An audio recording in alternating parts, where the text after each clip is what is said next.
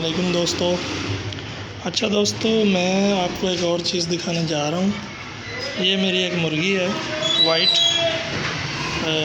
इसको मैंने सेवे पे बिठाया हुआ है। इसने 5 अंडे दिए थे, लेकिन हमने मेरी एक दूसरी मुर्गी है चित्री और काली, उसके 2 अंडे लिए हैं और एक काली मुर्गी का अंडा लिया है।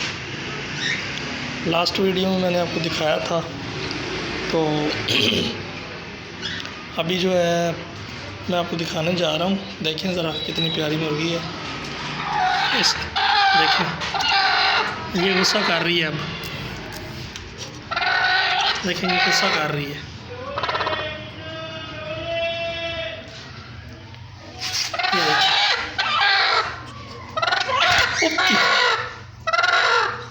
देखिए, चोंच मार रही है। देखिए इसके अंडे, इसके नीचे कितने अंडे हैं? 8 अंडे हैं इसके नीचे। और ये बहुत गुस्सा कर रही है। तो अभी मैंने ना एक बड़ा सेटअप बनाना है।